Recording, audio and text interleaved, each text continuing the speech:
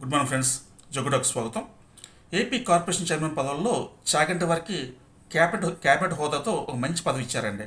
చాలామంది సంతోషపడ్డారు. ఎందుకంటే ఆయన ప్రముఖ ఆధ్యాత్మికవేత్త, మంచి ప్రవచనాలు చెప్తారు, ప్రజల్లో ఒక మార్పు కోసం కృషి చేస్తున్న వ్యక్తి.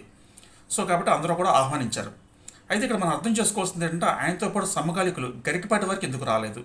ఆయన కూడా మంచి ప్రవచనాలు చెప్తారు కదా అని చాలామంది డౌట్ ఉంది.